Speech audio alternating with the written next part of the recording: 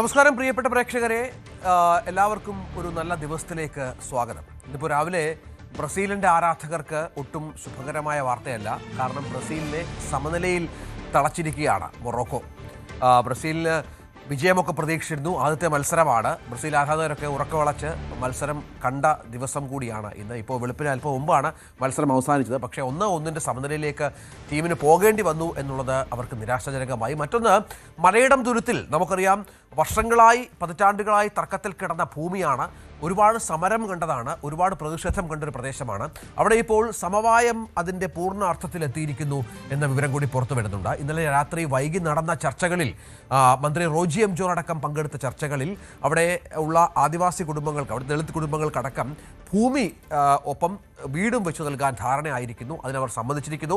2 ദിവസത്തിനകം പൂർണ്ണമായും കരാറിൽ ഒപ്പുവെക്കും എന്നുള്ള വിവരങ്ങൾ കൂടിയാണ് പുറത്തു വരുന്നത്. UDF സർക്കാരിന് ഏറെ ആശ്വാസകരമാണ് ഈ ഒത്തുതീർപ്പ് എന്നുള്ളതാണ് പ്രധാനം. കാരണം നമുക്കറിയാം 10 വർഷം ഭരിച്ച LDFിൻ്റെ നേതാക്കളാണ് ഇതുമായി ബന്ധപ്പെട്ട സമരത്തിന് ഇപ്പോൾ UDF വന്നതിന് ശേഷം മുന്നിട്ടിറങ്ങിയത് എന്നുള്ള കൗതുകകരമായ കാഴ്ച കൂടി കേരളം കണ്ട നാളുകളായിരുന്നു. ഇതടക്കം നിരവധി വാർത്തകളുണ്ട് തലക്കെട്ടുകൾ.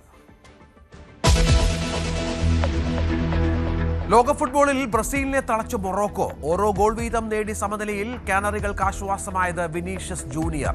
സ്വിറ്റ്സർലൻഡിനെതിരെ ഖത്തറിനും സമനില. മലയാളി താരം തഹസീൻ കളിച്ചില്ല. കോഴിക്കോട് നിപ ബാധിച്ച യുവാവിന്റെ ആരോഗ്യനില മാറ്റമില്ലാതെ തുടരുന്നു. ഡൽഹിയിൽ നിന്നെത്തിച്ച 2 ആന്റിവൈറൽ മരുന്നുകൾ ഇന്ന് രോഗിക്ക് നൽകും. കേന്ദ്ര സംഘം രോഗിയുടെ വീടും ഗോഡൌണും സന്ദർശിക്കും. ആരോഗ്യമന്ത്രി കെ മുരളീധരൻ ഇന്ന് ജില്ലയിൽ ക്യാമ്പ് ചെയ്ത് പ്രതിരോധ പ്രവർത്തനങ്ങൾ ഏകോപിപ്പിക്കും.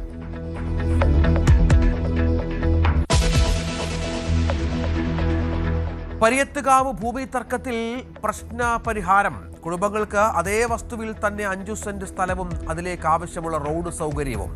വീട് പണി തീരുന്നതുവരെ നിലവിലെ വീടുകളിൽ തന്നെ താമസിക്കാം. ധാരണയിലെത്തിയത് ഇന്നലെ രാത്രി മന്ത്രി റോജി എം ജോണിന്റെ നേതൃത്വത്തിൽ നടന്ന പറയുന്ന പാരിയത്തുകാവ് ഭൂമിക്കകത്ത് തന്നെ ഈ മനുഷ്യർക്ക് ജീവിക്കുന്നതിന് വേണ്ടിയുള്ള സംവിധാനങ്ങൾ ഒരുക്കാം എന്ന് പറഞ്ഞതിൻ്റെ അടിസ്ഥാനത്തിൽ ഇപ്പോൾ ഇവിടെ മന്ത്രി സൂചിപ്പിച്ച പോലെ നടന്ന ചർച്ചയുടെ അടിസ്ഥാനത്തിൽ ഞങ്ങളും അതിനോട് സഹകരിച്ചുകൊണ്ട് ഈ പറയുന്ന തരത്തിൽ 5 സെന്റ് ഭൂമിയും വീടും നൽകുന്ന തരത്തിലേക്കുള്ള സംവിധാനത്തിലേക്കാണ് ഇപ്പോൾ എത്തിയിട്ടുള്ളത്.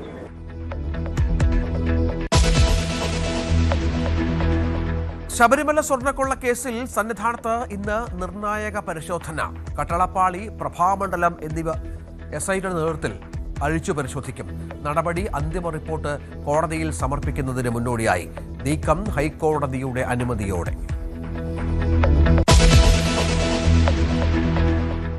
ഇറാൻ അമേരിക്ക സമാധാന കരാറിൽ ഇന്ന് ഒപ്പുവെക്കുമെന്ന് ട്രംപ്. സമ്പുഷ്ടീകരിച്ച യുറേനിയം പിടിച്ചെടുത്ത് നശിപ്പിക്കുകയോ ശേഷി കുറയ്ക്കുകയോ ചെയ്യുമെന്ന അവകാശവാദം. ഹോർമുസ് തുറക്കും. ഇരു രാജ്യങ്ങളും പുറത്തുവിട്ട കരാറിലെ ധാരണകൾ വ്യത്യസ്തം. കരാർ ഇന്ന് ഒപ്പുവെക്കുമെന്ന് ഉറപ്പിക്കാതെ ഇറാൻ. G7 ഉച്ചകോടിക്കിടെ പ്രധാനമന്ത്രി നരേന്ദ്രമോദി ഡൊണാൾഡ് ട്രംപിനെ കാണും. സ്ഥിരീകരിച്ച് വൈറ്റ് ഹൗസ്. ഫ്രാൻസിൽ മോദി ഇമ്മാനുവേൽ മാക്രോൺ ചർച്ച ഇന്ന്. സുപ്രധാന കരാറുകളിലും ഒപ്പുവെക്കും. ലോക ഫുട്ബോൾ വാർത്തകളിലേക്ക് തന്നെ ആദ്യം പോകണം. ലോക ഫുട്ബോളിൽ ബ്രസീലിന് നിറം മങ്ങിയ തുടക്കം. ഒരുപക്ഷെ ആരാധകർ കാത്തിരുന്ന ഏറ്റവും ആവേശകരമായ ഒരു പോരാട്ടത്തിലാണ് ബ്രസീൽ അവരെ നിരാശപ്പെടുത്തിയത്. ഗ്ലാമർ പോരാട്ടത്തിൽ മൊറോക്കോ 1-1 ബ്രസീലിനെ സമനിലയിൽ തളച്ചത്. 21-ാം മിനിറ്റിൽ ബ്രസീലിനെ ഞെട്ടിച്ച് ഇസ്മായിൽ സായിബാരിയിലൂടെ മൊറോക്കോ ലീഡ് സ്വന്തമാക്കിയപ്പോൾ ബ്രസീൽ ആരാധകരുടെ നെഞ്ചൊന്നിടിച്ചു. തുടർന്ന് 32-ാം മിനിറ്റിൽ വിനീഷ്യസ് ജൂനിയർ എന്ന അവരുടെ താരം സമനില ഗോൾ നേടിയപ്പോഴാണ് അല്പം ഒരു ആശ്വാസമായത്. പിന്നീടുള്ള മിനിറ്റുകളിൽ ബ്രസീലും മൊറോക്കോയും വലിയ ആക്രമണ ഫുട്ബോൾ കാഴ്ചവെച്ചു. പക്ഷേ ഗോളുകളിലേക്ക് എത്തിയില്ല എന്നുള്ളതാണ് ഏറ്റവും പ്രധാനപ്പെട്ട വിവരം. അങ്ങനെ നിരാശയോടെയാണ് ബ്രസീൽ ടീം അംഗങ്ങൾ ഗ്രൗണ്ടിൽ നിന്ന് മടങ്ങിയത്. സ്വിറ്റ്സർലൻഡിനെ സമനിലയിൽ തളച്ച ഖത്തർ ലോകകപ്പ് ചരിത്രത്തിൽ ആദ്യമായി 1 പോയിന്റ് സ്വന്തമാക്കുന്നതും ഇന്നലെ കണ്ടു. ഹെയ്ത്തി സ്കോട്ട്ലൻഡ് മത്സരം ഇപ്പോൾ പുരോഗമിക്കുകയാണ്. എൽദോ പോൾ പുതുശ്ശേരി ഏറ്റവും പുതിയ വിവരങ്ങളുമായി ചേരും. എൽദോ, ഈ ബ്രസീൽ ആരാധകരുടെ ഒരു വല്ലാത്ത നിരാശ അത് പ്രകടമായിരുന്നു. കാരണം നമുക്കറിയാം ഏറ്റവും കൂടുതൽ ആരാധകർ ബ്രസീലിനുള്ളത് നമ്മുടെ കൊച്ചു കേരളത്തിലാണ്. ഉറക്കവളച്ചൊക്കെ ഈ പറഞ്ഞ മത്സരം കണ്ട ആളുകൾക്ക് വലിയ നിരാശയായി. ആദ്യം നെഞ്ചിടിച്ചുവെങ്കിലും സമനില ഒരു ആശ്വാസമായി എന്ന് വേണമെങ്കിൽ പറയാം, അല്ലേ എൽദോ? Ranjith, good morning. എവിടെ നിന്നാണോ ഖത്തറിൽ മൊറോക്കോ അവസാനിപ്പിച്ചത്. അവിടെ നിന്നാണ് ഇപ്പോൾ ഇതാ ഈ ലോകകപ്പിലും മൊറോക്കോ തുടരുന്നത് എന്ന് വേണം പറയാൻ. ഖത്തറിൽ ലൂസേഴ്സ് ഫൈനലിലെത്തിയാണ് മൊറോക്കോ ആ ലോകകപ്പിലെ ടീമുകളിൽ ഏറ്റവും മികച്ച സംഘങ്ങളിൽ ഒന്നായി മാറിയത്. ഈ മത്സരം ബ്രസീലിന് എളുപ്പമാകില്ല എന്ന് ഉറപ്പായിരുന്നു. അതുപോലെ തന്നെ അത് വ്യക്തമാക്കിക്കൊണ്ട് തന്നെയാണ് മൊറോക്കോ മത്സരത്തിന്റെ ആദ്യ വിസിൽ മുതൽ കളിച്ചു തുടങ്ങിയതും. രസകരമായിട്ടുള്ള കാര്യം, ആദ്യ 10 മിനിറ്റിൽ ബ്രസീലിനെ നിലം തൊടിയിച്ചില്ല മൊറോക്കോ. ഏതാണ്ട് 75% ബോൾ പൊസിഷനും മൊറോക്കോയുടെ ഭാഗത്തുനിന്നായിരുന്നു. അത്രമാത്രം ബ്രസീലിനെ വിറപ്പിച്ച് ആണ് മൊറോക്കോ ആദ്യ സമയങ്ങളിൽ കളിച്ചത്. പിന്നീട് ഈ മെല്ലെ മെല്ലെ മെല്ലെ താളം കണ്ടെത്തുന്ന ബ്രസീലിന്റെ ഒരു രീതി തന്നെയാണ് ഇന്നലെയും കണ്ടത്. അതായത് ഈ രാത്രിയിലും ബ്രസീൽ അത്തരത്തിലാണ് കളിച്ചത്. ആദ്യ സമയങ്ങളിൽ മൊറോക്കോ ബ്രസീലിനെ അനങ്ങാൻ അനുവദിച്ചില്ല എങ്കിൽ പക്ഷേ മെല്ലെ ബ്രസീൽ മത്സരത്തിലേക്ക് തിരിച്ചെത്തി. ഒരുപക്ഷെ ആദ്യത്തെ ഏറ്റവും മികച്ച നീക്കം നടത്തിയതും ബ്രസീലാണ് 14-ാം മിനിറ്റിൽ. പക്ഷേ ഗോൾ വീണത് അത് നേരെ മറിച്ച് മൊറോക്കോയുടെ ഭാഗത്തു നിന്നാണ്. സായ്ബരി ബ്രസീലിനെ കാനറികളെ ഞെട്ടിച്ചുകൊണ്ട് ഏതാണ്ട് 80,000 പേരാണ് ആ സ്റ്റേഡിയത്തിൽ തിങ്ങി നിറഞ്ഞത്. ആ സ്റ്റേഡിയത്തെ അക്ഷരാർത്ഥത്തിൽ ബ്രസീലിയൻ ആരാധകരെ നിശബ്ദരാക്കി. മൊറോക്കൻ ആരാധകരെ സ്ഫോടനാത്മകമായിട്ടുള്ള ആരവങ്ങളിലേക്ക് നയിച്ച് സായ്ബരി 21-ാം മിനിറ്റിൽ മൊറോക്കോയെ മുന്നിലെത്തിച്ചു. പിന്നീട് വിനീഷ്യസ് ജൂനിയർ 32-ാം മിനിറ്റിലാണ് അദ്ദേഹത്തിന്റെ ഇൻഡിവിജ്വൽ ബ്രില്യൻസ് എന്ന് പറയുന്നത്. അതൊരു ടീം ഗോൾ ആയിരുന്നില്ല. വിനീഷ്യസ് ജൂനിയറിന്റെ ഇൻഡിവിജ്വൽ ബ്രില്യൻസിൽ ഒരു അസാധ്യമായിട്ടുള്ള ഒരു ആംഗിളിൽ നിന്ന് വിനീഷ്യസ് ജൂനിയർ തൊടുത്ത ഷോട്ടാണ് മൊറോക്കൻ വലയിലെത്തി ആ സമനിലയിലേക്ക് ബ്രസീലിനെ എത്തിച്ചത്. അതായത് 50-ാമത്തെ മത്സരമാണ് വിനീഷ്യസ് ജൂനിയറിന്. അങ്ങനെ രാജ്യത്തിന് വേണ്ടി 10ാമത്തെ ഗോൾ നേടി വിനീഷ്യസ് ജൂനിയർ എന്തുകൊണ്ടാണ് താൻ ബ്രസീലിൻ്റെ ഏറ്റവും പ്രധാനപ്പെട്ട താരമായി മാറാനുള്ള സാധ്യത എന്ന് ഒരിക്കൽ കൂടി ബോധ്യപ്പെടുത്തുകയായിരുന്നു. നമ്മൾ റയൽ മാഡ്രിഡ് ടീമിൽ പലപ്പോഴും കണ്ടിട്ടുള്ള ഗോളുകളെ ഓർമ്മിപ്പിക്കും വിധത്തിലായിരുന്നു വിനീഷ്യസ് ജൂനിയറിൻ്റെ ഇന്നലത്തെ ഈ പുലർച്ചയിലെ ആ ഗോൾ. എന്താണെങ്കിലും ബ്രസീൽ ആരാധകർക്ക് ആശ്വാസം നൽകുന്നതല്ല, ബ്രസീൽ ആരാധകർക്ക് സന്തോഷം പകരുന്ന ഒരു മത്സര ഫലമല്ല. മൊറോക്കോയെ സംബന്ധിച്ചിടത്തോളം മൊറോക്കോയും അത്ര മികച്ച് നിന്നു എന്ന് പറയാൻ കഴിയില്ല. ഖത്തർ ലോകകപ്പിൽ അതിനുശേഷം ബ്രസീലും മൊറോക്കോയും തമ്മിൽ സൗഹൃദ മത്സരം കളിച്ചപ്പോൾ അന്ന് മൊറോക്കോ ജയം സ്വന്തമാക്കിയിരുന്നു. അപ്പോൾ മൊറോക്കോയുടെ സാധാരണ രീതിയിലുള്ള അല്ലെങ്കിൽ സമീപകാല പെർഫോമൻസ് നോക്കുകയാണെങ്കിൽ ഈ പുലർച്ചയിലെ മത്സരത്തിൽ അത്രമാത്രം മികവിലേക്ക് മൊറോക്കോയ്ക്കും എത്താൻ കഴിഞ്ഞില്ല എന്നുകൂടി പറഞ്ഞു വെക്കേണ്ടി വരും. എന്തായാലും ഏറ്റവും ഒടുവിൽ ബോൾ പൊസിഷനിലും ഒക്കെ ബ്രസീൽ കണക്കുകളിൽ ബ്രസീൽ നേരിയ മുൻതൂക്കം നേടിയെങ്കിൽ പോലും മത്സരത്തിന്റെ കൈയടി നേടിയത് മൊറോക്കോയാണ്. ബ്രസീലിന്റെ കോച്ച് കാർലോ ആഞ്ചലോട്ടിക്ക് ഒരുപാട് തലവേദന സൃഷ്ടിക്കുന്ന ഒരു മത്സര ഫലമാണ്. കാരണം ഇനി അടുത്ത മത്സരം ഹെയ്ത്തിക്കെതിരെയാണ്. ഹെയ്ത്തിക്കെതിരായിട്ടുള്ള മത്സരം അത്ര പ്രയാസകരമായിരിക്കില്ല എന്ന് കരുതാം. പക്ഷേ അവിടെ ജയം അനിവാര്യമാണ് ബ്രസീലിന്. സമനില കൊണ്ട് കാര്യങ്ങൾ ഓടില്ല. മുന്നോട്ട് പോകണമെങ്കിൽ ബ്രസീൽ ലോക കിരീടം തേടിയെത്തുന്നവരാണ്. 6ാം ലോക കിരീടം തേടുന്ന ബ്രസീലിന് ഇനിയുള്ള ഓരോ മത്സരങ്ങളും നിർണായകമാണ് എന്നുള്ളതാണ്. എന്നാലും ബ്രസീലിന്റെ മധ്യനിര അല്പം പാളിപ്പോയി. വിനീഷ്യസ് ജൂനിയറിന്റെ മികവിനെ മാറ്റി നിർത്തി കഴിഞ്ഞാൽ മറ്റൊരു എടുത്തു പറയത്തക്ക പ്രകടനം അത് ഗോളി ആലിസൺ ബക്കർ ഉൾപ്പെടെയുള്ളവർക്കും നല്ല പ്രകടനം കാഴ്ചവെക്കാൻ കഴിഞ്ഞില്ല. ഇനി മലയാളികൾ ആകാംക്ഷ നോക്കിയൊരു മത്സരം ഇന്നലെ രാത്രി നടന്നിരുന്നു രഞ്ജിത്ത്. അതായത് ഖത്തർ സ്വിറ്റ്സർലൻഡ്. അതിൽ മറ്റൊന്നും കൊണ്ടല്ല, മലയാളി താരം തഹ്സീൻ മുഹമ്മദ് ജംഷീദ് അതിൽ കളിക്കുമെന്നുള്ള വലിയ പ്രതീക്ഷയുണ്ടായിരുന്നു കണ്ണൂരുകാർക്ക്. പക്ഷേ തഹ്സീന് അവസരം നൽകിയില്ല. സബ്സ്റ്റിറ്റ്യൂട്ടായി ഇറങ്ങുമെന്നുള്ള കാത്തിരിപ്പ് ഉണ്ടായി. അതും സംഭവിച്ചില്ല. എന്താണെങ്കിലും മത്സരത്തിൽ 1-1 സമനിലയാണ്. അവിടെയും സമനില. പക്ഷേ ഏറ്റവും രസകരം അവിടെ ഖത്തറിന്റെ മികവാണ്. ഖത്തർ ആദ്യമായി ലോകകപ്പിൽ ഒരു പോയിന്റ് സ്വന്തമാക്കി എന്നുള്ളതാണ്. ലോകകപ്പ് ചരിത്രത്തിൽ തോൽവി മാത്രം നേരിട്ട ഖത്തർ. കഴിഞ്ഞ ആതിഥേയർ എന്ന ലേബലിൽ ലോകകപ്പിനെത്തിയ ഖത്തർ ഇത്തവണ യോഗ്യത നേടിയെത്തിയ ഖത്തർ 1-1 സമനിലയിൽ. അതും സ്വിറ്റ്സർലൻഡിനെ സംബന്ധിച്ച് സ്വിറ്റ്സർലൻഡിനെ സമനിലയിൽ കുറുക്കി എന്നുള്ളത് വലിയ കാര്യമാണ് ഖത്തറിനെ സംബന്ധിച്ച്. ഖത്തർ അങ്ങനെ ലോകകപ്പിലെ ആദ്യ പോയിന്റ് നേടി. അതും ഇഞ്ചുറി ടൈമിൽ. ഫൈനൽ വിസിലിന് തൊട്ട് മുൻപ് ഇഞ്ചുറി ടൈമിലാണ് മൊഹൈമിലൂടെ സമനില ഗോൾ പിടിക്കുന്നത്. അതായത് ഓൺ ഗോളാണത് ഖത്തർ സ്വിറ്റ്സർലൻഡിന് സമ്മാനമായി നൽകി എന്ന് വേണമെങ്കിൽ പറയാം. പക്ഷേ ആ സ്റ്റേഡിയത്തിൽ നിറഞ്ഞു നിന്നത് ഖത്തർ ആരാധകരാണ്. ഖത്തർ ആരാധകർക്ക് വലിയ ആഘോഷം നൽകുന്ന ഒരു നിമിഷമായിരുന്നു അത്. ഇനി മറ്റൊരു മത്സരം ഇപ്പോൾ പുരോഗമിക്കുന്നത് സ്കോട്ട്ലൻഡും ഹെയ്ത്തിയും തമ്മിലാണ്. സ്കോട്ട്ലൻഡ് ഹെയ്ത്തി മത്സരത്തിൽ സ്കോട്ട്ലൻഡ് ഇപ്പോൾ ഒരു ഗോളിൽ മുന്നിട്ട് നിൽക്കുകയാണ്. മഗ്ഗിൻ 28-ാം മിനിറ്റിലാണ് മഗ്ഗിൻ സ്കോട്ട്ലൻഡിന് വേണ്ടി സ്കോർ ചെയ്തത്. ഇപ്പോൾ 36 മിനിറ്റുകൾ പിന്നിട്ടു. 28-ാം മിനിറ്റിൽ മഗ്ഗിനിലൂടെ സ്കോട്ട്ലൻഡ് ഹെയ്ത്തിക്കെതിരെ മുന്നിട്ട് നിൽക്കുന്നു. വിനീഷ്യസ് ജൂനിയർ ഇല്ലായിരുന്നെങ്കിൽ, വിനീഷ്യസ് ജൂനിയറിന്റെ ആ ഗോൾ ഇല്ലായിരുന്നെങ്കിൽ ബ്രസീലിന്റെ അവസ്ഥ എന്താകുമെന്നുള്ളത് നമ്മൾ ഒന്ന് വിലയിരുത്തേണ്ടതാണ്. 21-ാം മിനിറ്റിന് ശേഷം 32-ാം മിനിറ്റിൽ തിരിച്ചടിക്കുന്നു. അതിനുശേഷമുള്ള മത്സര നിമിഷങ്ങൾ എങ്ങനെയായിരുന്നു ഇരു ടീമുകളുടെയും? ഗ്രൗണ്ടിൽ നിറഞ്ഞു കളിക്കുന്ന ബ്രസീൽ ടീമിനെ നമുക്ക് കാണാൻ സാധിച്ചോ? നേരത്തെ എൽദോ പറഞ്ഞ പോലെ പല താരങ്ങളുടെയും നിറം മങ്ങിയത് വരും മത്സരങ്ങളിലും ശക്തമായ മത്സരങ്ങളാണല്ലോ ഇനി ബ്രസീലിനെ കാത്തിരിക്കുന്നത്. അതെങ്ങനെ ബാധിക്കും? ബ്രസീലിന്റെ ഇപ്പോഴത്തെ ഫോം ആരാധകരുടെ നെഞ്ചിടിപ്പേറ്റുന്നുണ്ടോ? ഉറപ്പായിട്ടും ബ്രസീലിന്റെ ഫോം ആരാധകരുടെ നെഞ്ചിടിപ്പേറ്റുന്ന കാര്യത്തിൽ സംശയമില്ല രഞ്ജിത്ത്. എന്നാലും രഞ്ജിത്ത് ചോദിച്ചതുപോലെ ആദ്യ സമയങ്ങളിൽ ബ്രസീൽ പതിഞ്ഞ മട്ടിൽ തുടങ്ങി, പക്ഷേ രണ്ടാം പകുതിയിൽ ബ്രസീൽ നല്ലപോലെ താളം കണ്ടെത്തി എന്ന് പറയണം. അത് ബ്രസീൽ ആരാധകർക്ക് ആശ്വാസമാണ്. അവർ ആദ്യ പകുതിയിൽ ആദ്യം ഗോൾ വഴങ്ങി, പിന്നീട് വിനീഷ്യസ് ജൂനിയർ അത് ഗോൾ മടക്കി, അതിനുശേഷം ഒരുപാട് ആക്രമണങ്ങൾ നടത്താൻ ബ്രസീലിന് സാധിച്ചു. പക്ഷേ പലപ്പോഴും ബ്രസീലിന്റെ ആക്രമണങ്ങൾ മുന്നിലേക്ക് എത്തുന്നില്ല എന്നുള്ളതായിരുന്നു പ്രധാനപ്പെട്ട കാര്യം. രണ്ടാം പകുതിയിൽ ഒരുപാട് ആക്രമണ ശ്രമങ്ങൾ ബ്രസീലിന്റെ ഭാഗത്തിലുണ്ടായിരുന്നു. നല്ലപോലെ താളം കണ്ടെത്തുകയും ചെയ്തു ബ്രസീൽ രണ്ടാം പകുതിയിൽ. ആദ്യ 10 മിനിറ്റിലാണ് ബ്രസീലിനെ നിലം തൊടാൻ അനുവദിക്കാത്ത രീതിയിൽ മൊറോക്കോ മത്സരത്തിന്റെ നിയന്ത്രണം ഏറ്റെടുത്തത്. നിരന്തരം ബ്രസീലിയൻ ഗോൾ പോസ്റ്റിലേക്ക് ഇരച്ചു കയറുന്ന ഒരു സ്വഭാവമായിരുന്നു മൊറോക്കോയുടേത്. പക്ഷേ മൊറോക്കോയുടെ ഈ ഹാർഡ് ടച്ചുകളാണ് മത്സരത്തിൽ അവർക്ക് അല്പം പിന്നിലേക്ക് പോകാനുള്ള സംഭവം സംഭവിച്ചതെന്ന് തോന്നുന്നു. എന്നാലും ഇതിനിടയിൽ ഇഗർ തിയാഗോയുടെ ഹെഡർ വലിയൊരു അവസരം ഒരുക്കി, പക്ഷേ അത് ലക്ഷ്യം കാണാതെ പോയി. പിന്നെ ബ്രസീൽ അതിനുശേഷം മത്സരത്തിലേക്ക് തിരിച്ചു വരുന്നത് കണ്ടു. സായ്ബരിയെ തടയാൻ ആലിസനും കഴിഞ്ഞില്ല. അങ്ങനെയാണ് മൊറോക്കോയുടെ ഗോൾ വീണത്. പിന്നീട് 32ാമത്തെ മിനിറ്റിലാണ് വിനീഷ്യസിന്റെ ഗോൾ വരുന്നത്. മൊറോക്കോയുടെ പ്രതിരോധം പലപ്പോഴും പാളുന്നുണ്ടായിരുന്നു വിനീഷ്യസ് ജൂനിയറിന് മുന്നിൽ. അത് വിനീഷ്യസിന് ആത്മവിശ്വാസം നൽകുന്ന കാര്യമാണെന്നുള്ളതിൽ സംശയമില്ലാത്ത കാര്യമാണ്. 50ാമത്തെ മത്സരം കളിച്ച വിനീഷ്യസ് അങ്ങനെ തന്റെ 10ാമത്തെ ഗോൾ നേടി ഈ ടൂർണമെന്റിൽ അല്ലെങ്കിൽ ഈ മത്സരത്തിൽ എന്നുള്ളതാണ്. രണ്ടാം പകുതിയിൽ മൊറോക്കോ കൂടുതൽ ഡിഫൻസിലേക്ക് നീങ്ങുന്ന ഒരു സാഹചര്യമായിരുന്നു. ബ്രസീൽ കൂടുതൽ അറ്റാക്കിലേക്ക് പോയി.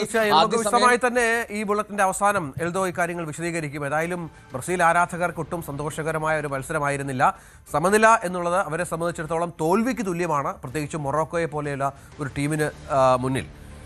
മറ്റു വാർത്തകളിലേക്ക് പോകണം. അത് നിപ രോഗബാധയുമായി ബന്ധപ്പെട്ടാണ്. കഴിഞ്ഞ 2-3 ദിവസമായി നിപയുടെ ഒരു ഭീതി നമ്മുടെ കേരളത്തിലുണ്ട്, പ്രത്യേകിച്ചും കോഴിക്കോട്ട്. ഇന്നിപ്പോൾ ആരോഗ്യമന്ത്രി അവിടെ എത്തി സ്റ്റേ ചെയ്ത് താമസിച്ച് ഈ പ്രതിരോധ പ്രവർത്തനങ്ങൾക്ക് അദ്ദേഹം തന്നെ നേതൃത്വം നൽകും എന്നുള്ള വിവരം, ചെറിയ വിമർശനമൊക്കെ ആരോഗ്യവകുപ്പിനെതിരെ ഉണ്ടായിരുന്നു. മന്ത്രി കോഴിക്കോട് ഉണ്ടായിട്ടും നിപയുമായി ബന്ധപ്പെട്ട വിവരം അറിഞ്ഞിട്ടും തലസ്ഥാനത്തേക്ക് തിരിച്ചു വന്നു എന്നുള്ളതാണ്. പക്ഷേ താൻ കോഴിക്കോടിന് മാത്രം മന്ത്രിയല്ല, കേരളത്തിൻ്റെ മുഴുവൻ കാര്യവും നോക്കാൻ വേണ്ടിയാണ് തിരുവനന്തപുരത്തേക്ക് തിരിച്ചു വന്നത് എന്നാണ് മുരളീധരൻ ഇതുമായി ബന്ധപ്പെട്ട് വിശദീകരിച്ചത്. ഇപ്പോൾ നമുക്ക് ഏറ്റവും പുതിയ വിവരം, നിപ ബാധിച്ച യുവാവിൻ്റെ ആരോഗ്യനില മാറ്റമില്ലാതെ തുടരുന്നു എന്നുള്ളതാണ്. ഡൽഹിയിൽ നിന്ന് എത്തിച്ച 2 തരം ആൻറ്റി വൈറൽ മരുന്നുകൾ ഇന്ന് രോഗബാധിതന് നൽകും. വൈറസിന്റെ ഉറവിടം കണ്ടെത്താനായി കേന്ദ്ര സംഘം ചികിത്സയിലുള്ള യുവാവിന്റെ വീടും ഗോഡൌണും സന്ദർശിക്കുന്നുണ്ട്. പ്രതിരോധ പ്രവർത്തനങ്ങൾ ഏകോപിപ്പിക്കാൻ നേരത്തെ പറഞ്ഞ പോലെ ആരോഗ്യമന്ത്രി കോഴിക്കോടുണ്ട്. ക്യാമ്പ് ചെയ്ത പ്രവർത്തനങ്ങൾ ഏകോപിപ്പിക്കും എന്നാണ് മനസ്സിലാക്കേണ്ടത്. ആദ്യം നമുക്ക് മന്ത്രിയുടെ വാക്കുകളിലേക്കൊന്ന് പോകാം. മരുന്നുകൾ എത്തിയിട്ടില്ല, റെംഡെസിവിർ അടക്കം എത്തിയില്ല എന്ന് ഒരു മരുന്ന് മാത്രമാണ് ഈ പറയുന്ന ആന്റി വൈറൽ മെഡിസിൻ മാത്രമാണ് എത്താൻ ബാക്കിയുള്ളത്. അത് ചെന്നൈയിൽ സ്റ്റോക്ക് ഉണ്ടായിരുന്ന മരുന്ന് എക്സ്പയറി ഡേറ്റ് ആയതാണ്. അതുകൊണ്ട് ഇന്ന് വൈകുന്നേരത്തിന് മുമ്പ് അത് ഡൽഹിയിൽ നിന്ന് ഇന്നലെ അദ്ദേഹം മാധ്യമങ്ങളെ കണ്ട പത്രസമ്മേളനമായിരുന്നു അത്. ഇന്നലെ വൈകുന്നേരം എന്ന് പറയുമ്പോൾ ഇന്നലെ അത് മരുന്ന് എത്തിച്ചിട്ടുണ്ട് എന്നുള്ള വിവരങ്ങൾ കൂടിയാണ് നമ്മൾ മനസ്സിലാക്കേണ്ടത്. MS അനീഷ് കുമാർ വിവരങ്ങളുമായി ചേരുകയാണ്. അനീഷ്, മന്ത്രി ജില്ലയിലുണ്ട്. നിപയുമായി ബന്ധപ്പെട്ട് പുതിയ എന്തെങ്കിലും കാര്യങ്ങളുണ്ടോ? ഈ ഒരു യുവാവുമായി ബന്ധപ്പെട്ട ആരോഗ്യനിലയിൽ വ്യത്യാസമില്ല എന്ന് പറയുന്നുണ്ട്. കൂടുതൽ ആളുകൾക്ക് രോഗം ബാധിക്കാനുള്ള സാധ്യതയുണ്ടോ? കേന്ദ്ര സംഘത്തിൻ്റെ ഇതുവരെയുള്ള ഇടപെടൽ എങ്ങനെയാണ്?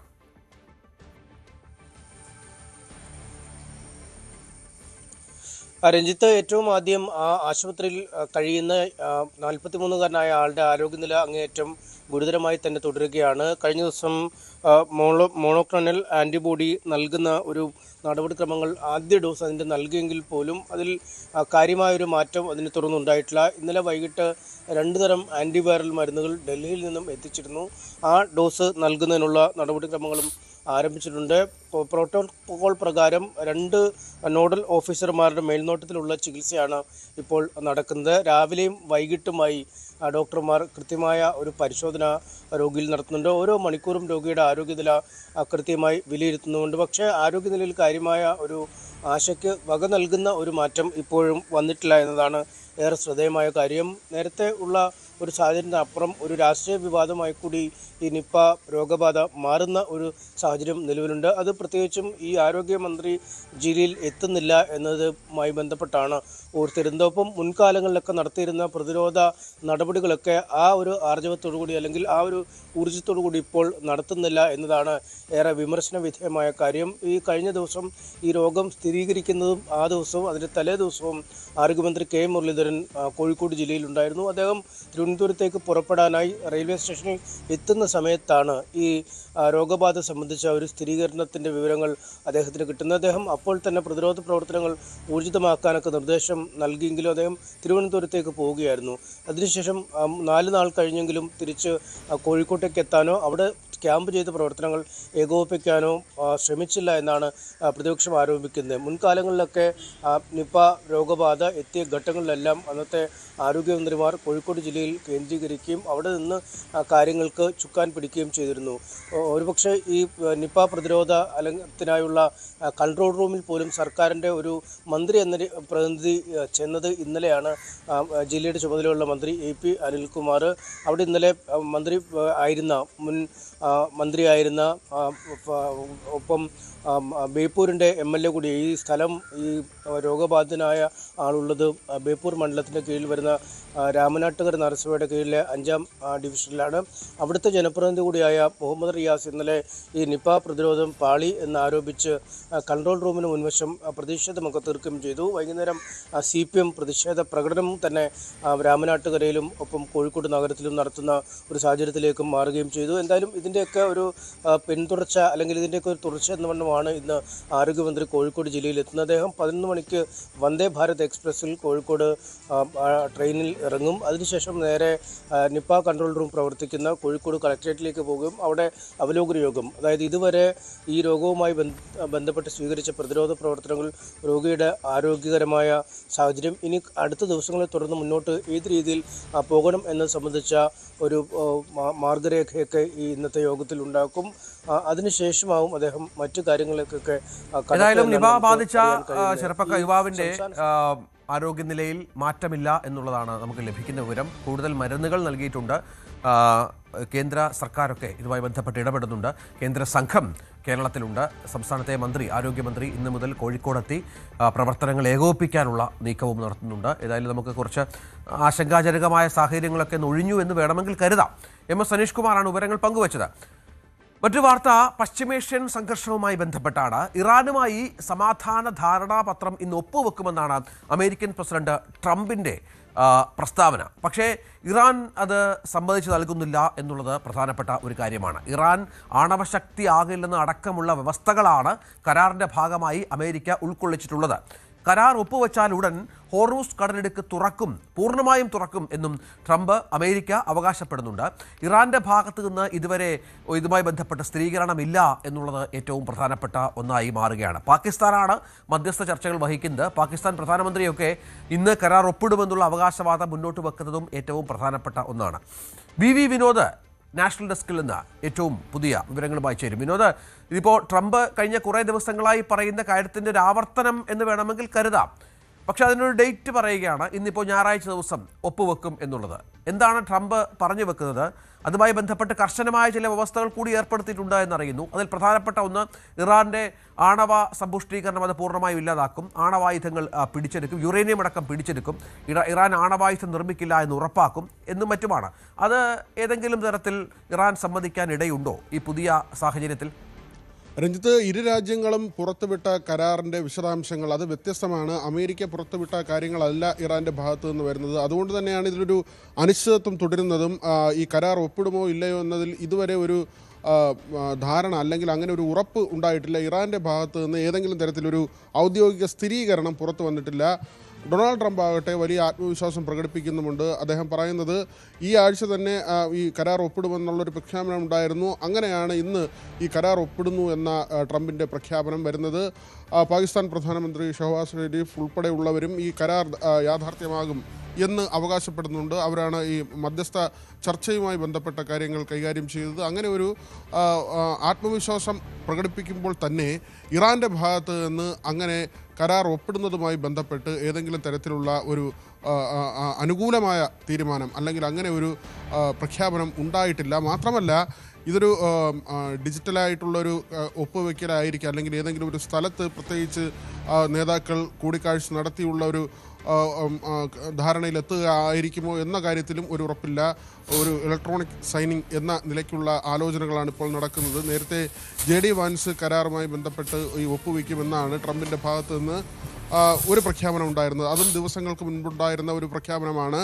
അങ്ങനെ JD വാൻസ് ഒപ്പുവെച്ചാൽ ഇറാൻ്റെ ഭാഗത്തു നിന്നുള്ള ഒരു ഒപ്പ് അല്ലെങ്കിൽ ഈ കരാർ യാഥാർത്ഥ്യത്തിലേക്ക് വരുന്നതിന് വേണ്ടിയുള്ള നടപടിയിൽ ആരായിരിക്കും മുൻകൈ എടുക്കുക എന്നതിലും ഒരു ഉറപ്പുമില്ല. മാത്രമല്ല അബ്ബാസ് അരാക്ചി, അത് വിദേശകാര്യമന്ത്രിയാണ് ഇറാൻ്റെ, അദ്ദേഹത്തിൻ്റെ ഏറ്റവും ഒടുവിലത്തെ പ്രസ്താവന പോലും ഇതിൻ്റെ സമയം തീരുമാനിച്ചിട്ടില്ല എന്നതാണ്. കരാറുമായി ബന്ധപ്പെട്ട് ചില ചർച്ചകൾ ഇപ്പോഴും നടക്കുന്നുണ്ട്. ഈ സമാധാന കരാറിലേക്ക് പോകുമ്പോൾ എന്തൊക്കെ $24 ബില്യൺ ആസ്തി ഫ്രീസ് ചെയ്തിട്ടുണ്ട് ഇറാൻ്റെ വസ്തുവകകൾ, അത് തിരികെ കിട്ടുന്നതടക്കമുള്ള കാര്യങ്ങളിൽ ഇതുവരെ ഉറപ്പ് ലഭിച്ചിട്ടില്ല. മാത്രമല്ല ലെബനിലേക്കടക്കമുള്ള ഇസ്രായേലിൻ്റെ ആക്രമണങ്ങൾ അത് നിർത്തുമോ, അത് എന്നേക്കുമായി അവസാനിപ്പിക്കുമോ എന്ന കാര്യത്തിൽ ഇതുവരെ ഒരു ഉറപ്പ് ലഭിച്ചിട്ടില്ല. മാത്രമല്ല ഈ കരാറുമായി ബന്ധപ്പെട്ട് ഡൊണാൾഡ് ട്രംപും താനും അത്ര സ്വരച്ചേർച്ചയിലല്ല, അല്ലെങ്കിൽ എല്ലാ കാര്യങ്ങളും അംഗീകരിക്കുന്നില്ല എന്ന് നെതന്യാഹുവിൻ്റെ പ്രസ്താവന കൂടി വന്നിരിക്കുന്നു. അതായത് ഇസ്രായേലും അമേരിക്കയും ഒന്നു ചേർന്നുകൊണ്ടാണ് ഇറാനെ ആക്രമിച്ചുകൊണ്ടിരിക്കുന്നത്. പക്ഷേ ഇപ്പോൾ ഇങ്ങനെ ഒരു കരാറിനെ കുറിച്ച് വരുമ്പോൾ, ഇന്ന് ഒപ്പിടുമെന്ന് പറയുന്ന കരാറിൻ്റെ കാര്യത്തിൽ അമേരിക്ക പറയുന്ന കാര്യങ്ങളോട് പൂർണ്ണമായി യോജിപ്പില്ല എന്ന നിലപാടിലേക്ക് ഇസ്രായേൽ പോകുന്നു. അതൊക്കെ കൊണ്ട് തന്നെയാണ് ഇതിനകത്ത് വലിയ അവ്യക്തത ഉണ്ട് എന്ന് പക്ഷേ അപ്പോഴും ട്രംപ് പറയുന്നത് ഞായറാഴ്ച ഈ ദിവസം കരാർ ഒപ്പിടുമെന്നാണ്. വിനോദ് പറഞ്ഞ പലവിധ പ്രശ്നങ്ങൾ ഇതുമായി ബന്ധപ്പെട്ടുണ്ട്. പ്രത്യേകിച്ചും നമുക്ക് ഇറാൻ്റെ പ്രതികരണം വന്നിട്ടില്ല. ഇറാനാണല്ലോ ഈ കരാറുമായി ബന്ധപ്പെട്ട പ്രധാനപ്പെട്ട കക്ഷികളിൽ ഒരാൾ. പാകിസ്ഥാൻ മധ്യസ്ഥത വഹിക്കുന്നുണ്ട് എങ്കിൽ പോലും ഈ പറഞ്ഞ നിർദ്ദേശങ്ങൾ നേരത്തെ ഇന്നലെ ഇറാൻ മാധ്യമങ്ങളിൽ തങ്ങളുടെ സ്വത്തുക്കൾ തിരിച്ചു നൽകുമെന്നും വൻതോതിൽ പണം ലഭിക്കുമെന്നുമൊക്കെ ഇറാൻ്റെ മാധ്യമങ്ങളിൽ വന്നതിനോട് ട്രംപ് രോഷം പ്രകടിപ്പിച്ചതും നമ്മൾ കണ്ടതാണ്. അങ്ങനെ ഈ രണ്ട് വ്യവസ്ഥകളാണ് ഈ രണ്ടു രാജ്യങ്ങളും മുന്നോട്ട് വെക്കുന്നത് എങ്കിൽ കരാർ യാഥാർത്ഥ്യമാകില്ലല്ലോ. ഏകപക്ഷീയമായ രീതിയിൽ കാര്യങ്ങൾ മുന്നോട്ട് പോകാനുള്ള നീക്കം ഇപ്പോഴും അമേരിക്കയുടെ ഭാഗത്തുനിന്നുണ്ടാകുന്നോ എന്ന് സംശയവും ഉയരുന്നുണ്ട്. രഞ്ജിത്ത്, ഇപ്പോഴും വെല്ലുവിളിയുണ്ട്. ഈ കരാറിലേക്ക് എത്തിയില്ലെങ്കിൽ വലിയ ആക്രമണം ഇറാൻ നേരിടേണ്ടി വരും എന്ന ഒരു വെല്ലുവിളിയാണ് ട്രംപിൻ്റെ ഭാഗത്തു നിന്നുള്ളത്. അതായത് നിർബന്ധപൂർവ്വം ഈ ഒരു കരാറിലേക്ക് പോകുന്നു, അല്ലെങ്കിൽ ഇറാനെ അങ്ങനെ പ്രേരിപ്പിക്കുന്നു എന്ന തരത്തിലുള്ള സൂചനകൾ തന്നെയാണ് ഇതൊക്കെ തന്നെ. കാരണം ഇറാനെ സംബന്ധിച്ച് ഹോർമൂസിൽ അവർക്ക് പരമാധികാരം നിലനിർത്തണം എന്ന ആവശ്യമാണ്. അമേരിക്ക ആകട്ടെ പറയുന്നത് ഇറാനിൽ സമ്പുഷ്ടീകരിച്ച യുറേനിയം ഒരു കാരണവശാലും ഇറാനെ ആണവശക്തിയാകാൻ അംഗീകരിക്കില്ല. ആ യുറേനിയം തിരികെ എടുക്കുക എന്നതടക്കമുള്ള കാര്യങ്ങളാണ് ഈ ധാരണയുടെ ഭാഗമായി അമേരിക്ക മുന്നോട്ട് വയ്ക്കുന്നത്. മാത്രമല്ല ഈ കരാർ ഒപ്പിട്ട് കഴിഞ്ഞാൽ തൊട്ട് പിന്നാലെ തന്നെ ഹോർമൂസ് പരിപൂർണമായി കപ്പലുകൾക്ക് തുറന്നു കൊടുക്കണം. എല്ലാ രാജ്യങ്ങളുടെ കപ്പലുകൾക്കും സുഗമമായി സഞ്ചരിക്കാൻ കഴിയുന്ന തരത്തിലേക്ക് ഹോർമൂസിനെ മാറ്റണം എന്ന ആവശ്യം അമേരിക്ക മുന്നോട്ട് വയ്ക്കുന്നു. പക്ഷേ ഹോർമൂസിലെ നിയന്ത്രണം വിട്ടുകളയാൻ ഇറാൻ തയ്യാറല്ല. ലോകത്താവശ്യമായ ഈ ഇന്ധനത്തിൻ്റെ 5-1 കടന്നു പോകുന്നത് ഹോർമൂസ് വഴിയാണ്. ഇറാന് വലിയ തീരം ഉള്ള പ്രദേശമാണ്. അതുകൊണ്ട് തന്നെ അവർ അത് വിട്ട് കളിക്കുന്ന ഒരു നടപടിയിലേക്കും പോകുന്നില്ല എന്ന് തന്നെയാണ്. അവിടെ ഇപ്പോൾ IRGCയുടെ ഭാഗത്ത് നിന്ന് ഏർപ്പെടുത്തിയിട്ടുള്ള നാവിക ഉപരോധമുണ്ട്, നിയന്ത്രണമുണ്ട്. അത് ഇറാൻ തുടരുകയാണ് ഈ കരാറിലേക്ക് പോകുമ്പോൾ എന്ന് അമേരിക്ക അവകാശപ്പെടുമ്പോഴും അങ്ങനെയുള്ള കാര്യങ്ങൾ ഇറാൻ തുടരുകയാണ്. ഹോർമൂസ് പൂർണ്ണമായി തുറന്നു കൊടുക്കുമോ എന്ന കാര്യത്തിൽ ഒരുപാട് ആശയക്കുഴപ്പങ്ങളും ആശങ്കകളും ഉണ്ട്. ഇതിനിടയിലാണ് ട്രംപ് തുടർച്ചയായി ഇത്തരം പ്രസ്താവനകൾ നടത്തുന്നത് എന്ന് ശ്രദ്ധേയമാണ്. കാത്തിരുന്ന് കാണാം എന്താണ് സംഭവിക്കുക എന്നുള്ളത്. പ്രധാനമന്ത്രി നരേന്ദ്രമോദി ഇന്ന് ഫ്രാൻസിലുണ്ട്. ഫ്രഞ്ച് പ്രസിഡന്റ് ഇമ്മാനുവൽ മാക്രോണുമായി ഉഭയകക്ഷി ചർച്ച അദ്ദേഹം നടത്തുകയാണ്. G7 ഉച്ചകോടിക്കിടെ അമേരിക്കൻ പ്രസിഡന്റ് ട്രംപുമായും മോദി കൂടിക്കാഴ്ച നടത്തും എന്ന വളരെ പ്രധാനപ്പെട്ട വിവരവും ഈ ഘട്ടത്തിൽ പുറത്തു വരുന്നുണ്ട്. വൈറ്റ് ഹൗസ് ഇത് സ്ഥിരീകരിച്ചിട്ടുമുണ്ട്. വ്യാപാര കരാർ സംബന്ധിച്ച ചർച്ചകൾ പുരോഗമിക്കുന്നതിനിടയിലാണ് ഈ കൂടിക്കാഴ്ച.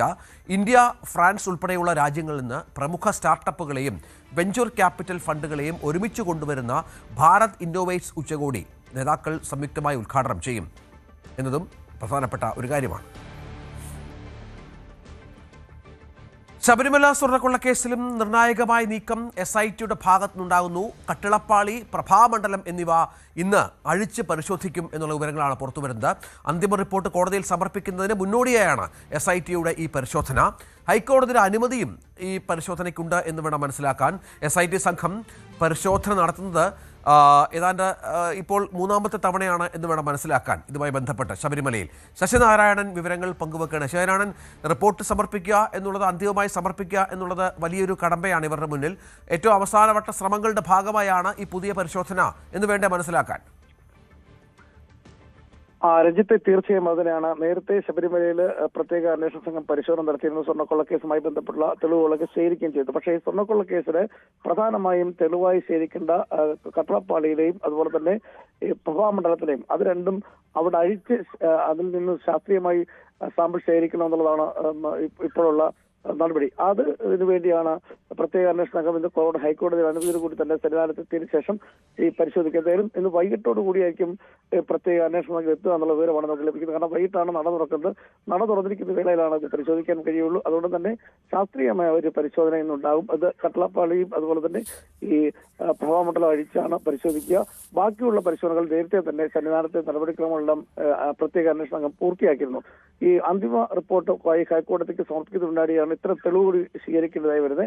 അതിന് സമയമെടുക്കേണ്ടി വരും. എന്തായാലും ഇന്ന് വൈകുന്നേരം മുതൽ ഒരുപക്ഷെ ഇന്ന് വൈകിട്ടോ അല്ലെങ്കിൽ നാളെ ആയിരിക്കും ഈ പരിശോധന. എന്തായാലും അന്വേഷണ സംഘം ഇന്ന് വൈകിട്ട് എത്തുമെന്നുള്ള സൂചന ലഭിക്കുന്നുണ്ട്.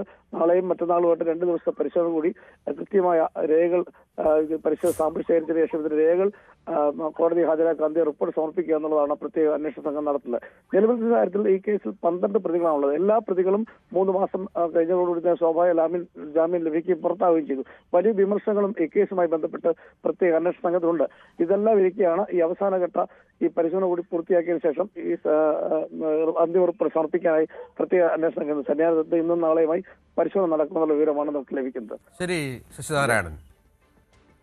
പാരിയത്തുകാവ് ഭൂമി തർക്കത്തിൽ പ്രശ്നപരിഹാരമുണ്ടായി എന്ന പ്രധാനപ്പെട്ട വിവരം കൂടി ഉണ്ടായി. ഇന്നലെ രാത്രി വൈകിയാണ് ചർച്ചകൾ അവസാനിച്ചത്.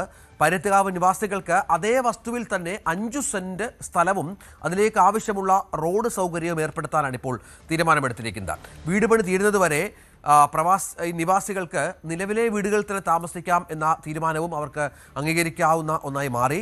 ഇന്നലെ രാത്രി വൈകിയാണ് മന്ത്രി റോജി എം ജോണിന്റെ സാന്നിധ്യത്തിൽ സമവായ ചർച്ചകൾ അവസാനിച്ചത്. നമുക്ക് റോജി എം ജോൺ സംസാരിച്ചു ഇതിനുമായി ബന്ധപ്പെട്ട്. അതിലേക്ക് വരാം. ആജ്ഞ, അതുമായി ബന്ധപ്പെട്ട് അവിടുത്തെ പ്രദേശവാസികൾ ഈ കരാർ അത് അന്തിമമായി എന്നത് സംബന്ധിച്ച് സംസാരിച്ചു. അവരുടെ വാക്കുകളിലേക്ക്. പറയുന്ന പാരിയത്തുകാവ് ഭൂമിക്കകത്ത് തന്നെ ഈ മനുഷ്യർക്ക് ജീവിക്കുന്നതിന് വേണ്ടിയുള്ള സംവിധാനങ്ങൾ ഒരുക്കാം എന്ന് പറഞ്ഞതിൻ്റെ അടിസ്ഥാനത്തിൽ ഇപ്പോൾ ഇവിടെ മന്ത്രി സൂചിപ്പിച്ച പോലെ നടന്ന ചർച്ചയുടെ അടിസ്ഥാനത്തിൽ ഞങ്ങളും അതിനോട് സഹകരിച്ചുകൊണ്ട് ഈ പറയുന്ന തരത്തിൽ 5 സെന്റ് ഭൂമിയും വീടും നൽകുന്ന തരത്തിലേക്കുള്ള സംവിധാനത്തിലേക്കാണ് ഇപ്പോൾ എത്തിയിട്ടുള്ളത്. അതോടൊപ്പം ഈ 5 സെന്റ് ഭൂമിയിൽ നൽകുന്ന വീടിൻ്റെ പണി പൂർത്തീകരിക്കുന്നവരെ ഇപ്പം നിലവിൽ ഇവർ താമസിക്കുന്ന വീടിനകത്ത് നിലനിൽക്കുന്നതിനും അതോടൊപ്പം ഇവരുടെ ഒരു കുടുംബക്ഷേത്രം അവിടെയുള്ളതിനെ മാറ്റി സ്ഥാപിക്കുമ്പോൾ അതിനാവശ്യമായ ഭൂമി കൂടെ നൽകാം എന്നുള്ള ഉറപ്പാണ് ഞങ്ങൾക്ക് നൽകിയിട്ടുള്ളത്. അതോടൊപ്പം ഈ സമരവുമായി ബന്ധപ്പെട്ട് ഉണ്ടായിട്ടുള്ള 15-ലധികം കേസുകൾ, ആ കേസുകൾ മുഴുവൻ നിരുപാധികം പിൻവലിക്കാം എന്നുള്ള ഉറപ്പ് കൂടി നൽകിയതിൻ്റെ അടിസ്ഥാനത്തിൽ ഈ പൊതുവിൽ നടന്നിട്ടുള്ള ചർച്ചയെ സ്വാഗതം ചെയ്തുകൊണ്ട് ഞങ്ങൾ അവസാനിപ്പിക്കുന്നു. ആജ്ഞ രവീന്ദ്രൻ വിവരങ്ങളുമായി ചേരും. ആജ്ഞ, ഈ പ്രദേശവാസികൾ, വർഷങ്ങളായി അവിടെ താമസിക്കുന്ന ആളുകൾ മുന്നോട്ട് വെച്ച ഏതാണ്ട് എല്ലാ കാര്യങ്ങളിലും ഈ സ്ഥലമുടമ സമ്മതിച്ചു എന്ന് വേണം മനസ്സിലാക്കാൻ. സർക്കാരിൻ്റെ മേൽനോട്ടമുണ്ട്. ഞാൻ മനസ്സിലാക്കുന്നത് സർക്കാർ സ്പോൺസർഷിപ്പിലൂടെ ആളുകളെ കണ്ടെത്തി ഇവർക്ക് വീടുകൾ നിർമ്മിച്ചു നൽകും എന്നുള്ളതാണ്. പൂർണ്ണമായും ഒരു സമവായമായി എന്ന് കരുതാമോ ഈ ഘട്ടത്തിൽ?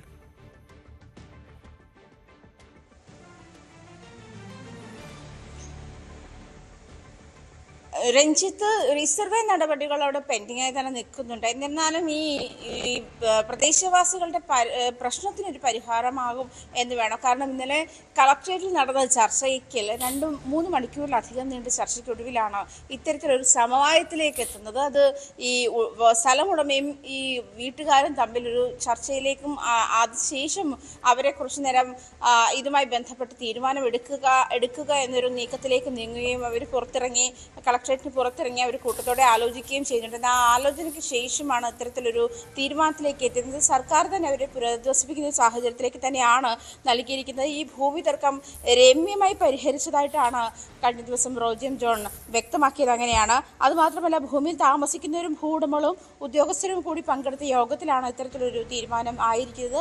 58 നേരത്തെ 1958 ഇതുമായി ബന്ധപ്പെട്ടുള്ള പ്രശ്നം ഉണ്ടാകുന്നത്. ഇത്ര കാലത്തെ ഒരു പ്രശ്നം എന്ന് പറയുന്നത് ഈ ആളുകൾ ഇതുമായി ബന്ധപ്പെട്ടുള്ള നിയമപരമായ തടസ്സങ്ങൾ, അതുമായി ബന്ധപ്പെട്ട് ഈ 19 ഏക്കർ പുറമ്പോക്ക് ഭൂമി, ഈ പുറമ്പോക്ക് ഭൂമി അളന്നു തിട്ടപ്പെടുത്തണം എന്ന് ആവശ്യപ്പെടുന്ന ഒരു സാഹചര്യം. അത് മാത്രമല്ല, ഈ 2.65 ഏക്കർ എന്ന് പറയുന്നത് ഈ 19 ഏക്കർ പുറമ്പോക്ക് ഭൂമിക്കുള്ളിൽ വരുന്നതാണ് എന്നുള്ളതാണ് അവരുടെ വാദവും. അങ്ങനെയാണ്. അതുകൊണ്ട് തന്നെ റീസർവേ നടപടികൾ നടത്തിയാൽ തന്നെ അതിൽ കൂടുതൽ വ്യക്തത വരും. പക്ഷേ കളക്ടർ കഴിഞ്ഞ ദിവസം ഉറച്ചു നിന്നു, റീസർവേ നടപടികളിൽ പോയിട്ട് അത് ഈ പ്രശ്നത്തിന് പരിഹാരം കാണാനാകില്ല. അതേസമയം ഭൂ ഉടമയും ഈ വീട്ടുകാരും തമ്മിൽ ഉണ്ടാകുന്ന ഒരു സമവായ ചർച്ചയ്ക്ക് ശേഷം മാത്രമേ ഇതിനൊരു കംപ്ലീറ്റ് ഒരു സൊല്യൂഷൻ കാണാനാവുകയുള്ളൂ എന്ന് കഴിഞ്ഞ ദിവസം ജില്ലാ കളക്ടർ പറഞ്ഞിരുന്നു. അങ്ങനെ ഒരു സാഹചര്യത്തിലാണ് കഴിഞ്ഞ ദിവസം ഈ ഡിസ്കഷന് വിളിക്കുമ്പോൾ ഭൂവുടമയും അവരുടെ ബന്ധുക്കളും എത്തിയിരുന്നില്ല. അതേസമയം ഇന്നലെ അവരെല്ലാവരും എത്തിയിരുന്നു. അതുമാത്രമല്ല, ഉന്നത വിദ്യാഭ്യാസ മന്ത്രി റോജി എം ജോണിന്റെ സാന്നിധ്യത്തിൽ നടത്തിയ ചർച്ചയിലാണ് ഇത്തരത്തിലൊരു വലിയ തീരുമാനം ആയത്. അതേ വസ്തുവിൽ തന്നെ 5 സെന്റ് സ്ഥലവും അതുപോലെ അതിലേക്ക് ആവശ്യമുള്ള റോഡ് സൗകര്യം നൽകും. അതുപോലെ 1000 സ്ക്വയർ ഫീറ്റിൽ കുറയാത്ത വീട് നൽകും തുടങ്ങിയ കാര്യങ്ങളാണ് ഇപ്പോൾ എന്തായാലും ഇതുമായി ബന്ധപ്പെട്ടുള്ള തീരുമാനം അന്തിമമായിരിക്കുന്നത്. വീട് പണി തീരുന്നത് വരെ ഇവർക്ക് താമസിക്കുന്ന നിലവിലുള്ള വീടുകളിൽ താമസിക്കാമെന്നും ഒരു നിർദ്ദേശം കൂടി വെച്ചിട്ടുണ്ട്. എന്തായാലും ഇതുമായി ബന്ധപ്പെട്ട സമരങ്ങളുടെ ഭാഗമായിട്ട് നമുക്കറിയാം, കഴിഞ്ഞ ദിവസം 50-ലധികം പേർക്കെതിരെയാണ് ഇതുമായി ബന്ധപ്പെട്ട് കഴിഞ്ഞ ആഴ്ച നടന്നിട്ടുള്ള വലിയ പ്രശ്നത്തിൽ പോലീസ് ആളുകളെ വലിച്ചിഴയ്ക്കുകയും ചെയ്ത്, അല്ലെങ്കിൽ പോലീസിനോട് ഇതുമായി ബന്ധപ്പെട്ട് കയ്യേറ്റം ചെയ്യുകയും ചെയ്തു എന്നുള്ള പേരിൽ 50ഓളം പേർക്കെതിരെ കേസെടുത്തിട്ടുണ്ടായിരുന്നു. അപ്പോൾ ഇതുമായി ബന്ധപ്പെട്ടെടുത്തുള്ള കേസുകൾ ഇതെല്ലാം പിൻവലിക്കുമെന്നുള്ള ധാരണയായിട്ടുണ്ട്. അതായത് എന്തായാലും ഒരു വീട്ടുകാർ കൂടി, അതായത് ഇവിടുത്തെ ഭൂമിയിലെ താമസക്കാർ കൂടി അംഗീകരിച്ചിട്ടുള്ള ഒരു തീരുമാനം. തീർച്ചയായും എന്തായാലും വർഷങ്ങൾ നീണ്ട, പതിറ്റാണ്ടുകൾ നീണ്ട ഒരു തർക്കം അത് അവസാനിക്കുന്നത് കേരളത്തിന് തന്നെ ആശ്വാസകരമാണ്. കാരണം ഈ പറഞ്ഞ പോലെ താമസ സ്ഥലമില്ലാത്ത, കിടക്കാൻ സ്ഥലമില്ലാത്ത ഒരാൾ പോലും കേരളത്തിൽ ഉണ്ടാവരുത്. എല്ലാവർക്കും നീതി വേണം.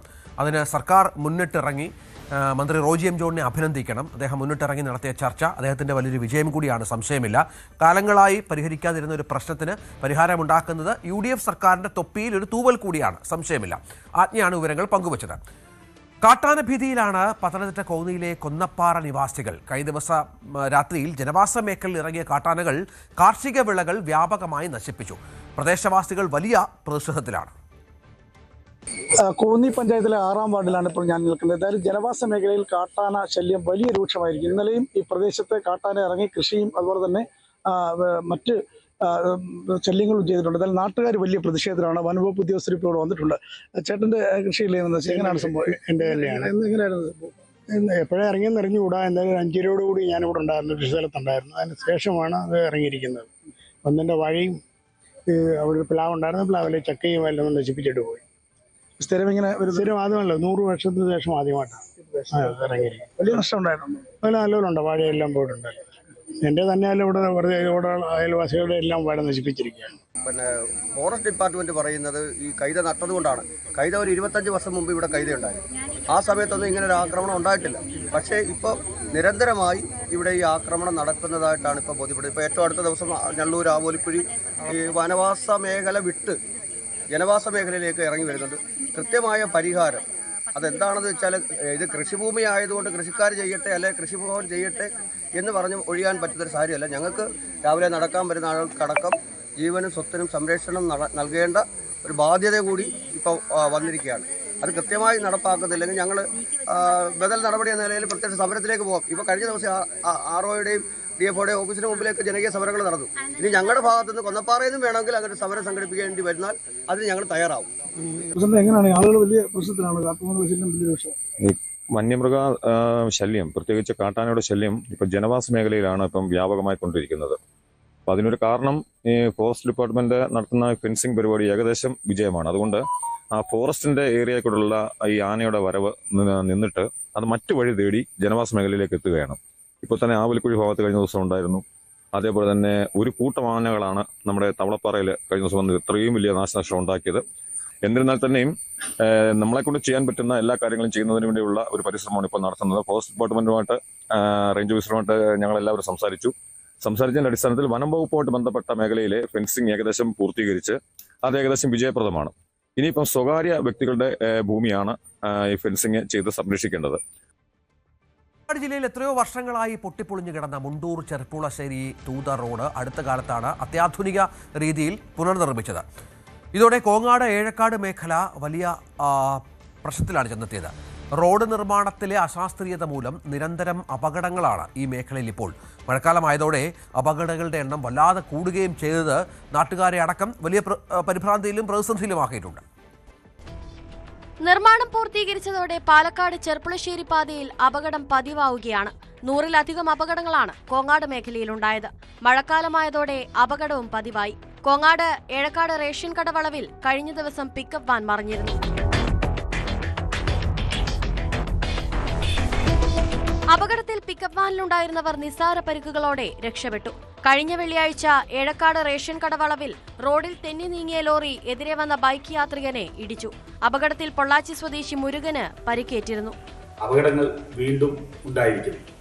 ഈ കഴിഞ്ഞ ദിവസങ്ങളിലാണ് മുണ്ടൂർ തൂത റോഡിലെ ഏഴക്കാട് പോസ്റ്റ് ഓഫീസ് പരിസരത്ത് അപകടമുണ്ടായത്. റോഡിന്റെ അശാസ്ത്രീയമായ നിർമ്മാണവും അഴിമതിയുമാണ് ഈ അപകടങ്ങൾക്ക് കാരണം. ഈ അപകടങ്ങളുടെ പ്രത്യേകത എന്ന് പറയുന്നത് ഒരേ സ്ഥലത്ത് തന്നെ വീണ്ടും വീണ്ടും അപകടങ്ങൾ ഉണ്ടായിക്കൊണ്ടിരിക്കുന്നു. ഏഴക്കാട് പോസ്റ്റ് ഓഫീസിന് സമീപത്ത് റേഷൻ കടയ്ക്ക് മുൻവശത്തായി വളവും അതുപോലെ തന്നെ കയറ്റവും ഒരുമിച്ചാണ്. 26 പരം അപകടങ്ങൾ ആ പ്രദേശത്ത് മാത്രം ഉണ്ടായി. ബംഗ്ലാവ് കുന്ന് കഴിഞ്ഞുള്ള ഇറക്കത്തോടു കൂടിയ റോഡിൽ വേഗതയിൽ വരുന്ന വാഹനങ്ങൾ വളവ് തിരിയുമ്പോഴാണ് അധികവും അപകടത്തിൽപ്പെടുന്നത്. പാലക്കാട് ചെർപ്പുളശ്ശേരി റോഡ് നവീകരണം തുടങ്ങിയതു മുതൽ നിരവധി അപകടങ്ങളാണ് പ്രദേശത്ത് സംഭവിച്ചിട്ടുള്ളത്. ന്യൂസ് 18 പാലക്കാട്. പനിയുമായി സർക്കാർ ആശുപത്രിയിൽ ചികിത്സയ്ക്കെത്തിയ 7 വയസ്സുകാരന് ചികിത്സ കിട്ടിയില്ലെന്ന് പരാതി. ഒറ്റപ്പാലം താലൂക്ക് ആശുപത്രിക്ക് എതിരെയാണ് കുട്ടിയുടെ രക്ഷിതാക്കൾ പരാതിയുമായി വന്നത്. വെള്ളിയാഴ്ച പുലർച്ചെ 1:30 കുട്ടിയുമായി താലൂക്ക് ആശുപത്രിയിലെത്തിയ വാണിയംകുളം ചെറുകാട്ടുപുലം സ്വദേശികളായ നിതീഷ്, രേഷ്മ ദമ്പതികളുടെ 7 വയസ്സുകാരന് ചികിത്സ ലഭിച്ചില്ലെന്നാണ് പരാതി. പനിയും ഛർദിയുമായി പുലർച്ചെ 1:30 ദമ്പതികൾ താലൂക്ക് ആശുപത്രിയിലെത്തിയത്. ആ സമയം ഡ്യൂട്ടിയിലുണ്ടായിരുന്ന ഡോക്ടർ കുട്ടിയുടെ അവസ്ഥ നേരിട്ട് കണ്ടിട്ടും ടെമ്പറേച്ചർ പോലും പരിശോധിക്കാൻ തയ്യാറായില്ലെന്നും അവഗണിക്കുകയായിരുന്നു എന്നുമാണ് പരാതി. 3/4 മണിക്കൂറോളം കാത്തിരുന്നിട്ടും ചികിത്സ ലഭിക്കാതെ വന്നതോടെ കുട്ടിയുമായി സ്വകാര്യ ആശുപത്രിയിൽ പോയി ചികിത്സ തേടേണ്ടി വന്നുവെന്നും അവിടെ നിന്നും ചികിത്സ ലഭിച്ച ശേഷമാണ് കുട്ടിയുടെ ഛർദിയും പനിയും വിട്ടുമാറിയതെന്നും രക്ഷിതാക്കൾ പറഞ്ഞു. മുൻപ് അപസ്മാരമുണ്ടായിരുന്ന കുട്ടിയാണെന്ന് പറഞ്ഞിട്ട് പോലും ഡോക്ടർ നിഷേധ സമീപനമാണ് കാട്ടിയതെന്നാണ് ഇവരുടെ ആക്ഷേപം. തീർത്തും അവിടുന്ന് എന്താ പറയുക, ഒരു സഹകരണം ഇല്ലാത്ത രീതിയിലായിരുന്നു ഡോക്ടേഴ്സിൻ്റെയും സ്റ്റാഫിൻ്റെയും പെരുമാറ്റം ഉണ്ടായത്. കുട്ടി പനിയായിട്ട് പോയി, മോന് ഓൾറെഡി ഫിക്സ് ഉണ്ടായിരുന്നതാണ് ചെറുപ്പത്തിൽ, 3 വയസ്സായ സമയത്ത്. 7 വയസ്സായി. പക്ഷെ പനി പരിശോധിക്കുക പോലും ചെയ്യാണ്ട് അവർ രാവിലെ എഴുതിയ പീഡിയാട്രീഷ്യൻ എഴുതിയ മരുന്ന് തന്നെ മതി എന്നും പറഞ്ഞിട്ട് ഒന്ന് നോക്കുകയും ചെയ്യാണ്ട് അവിടുന്ന് പറഞ്ഞു വിടുകയാണ് ചെയ്തത്. കുട്ടിയുടെ വെയിറ്റ് നോക്കുകയോ അല്ലെങ്കിൽ കുട്ടിക്ക് ടെമ്പറേച്ചർ നോക്കുകയോ ഒന്നും ചെയ്തില്ല. കുട്ടിയുടെ രക്ഷിതാവ് സമൂഹമാധ്യമങ്ങളിലൂടെ പങ്കുവച്ച പോസ്റ്റ് വലിയ തോതിൽ ചർച്ചയായിട്ടുണ്ട്.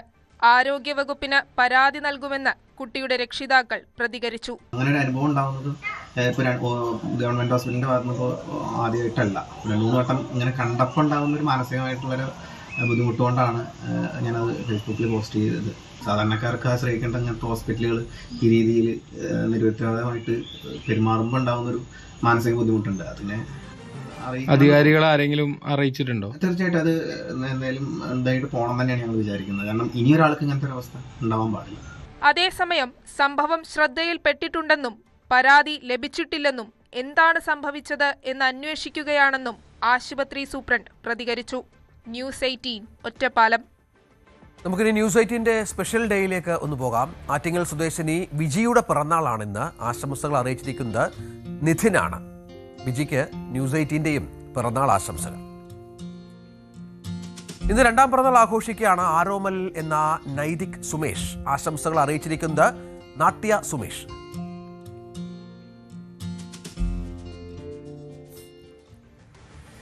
അപ്പോൾ ഇടവേളയ്ക്ക് ശേഷം ലോകകപ്പ് ഫുട്ബോൾ വിശേഷങ്ങളുമായി എൽദോ പോൾ വീണ്ടും ചേരും.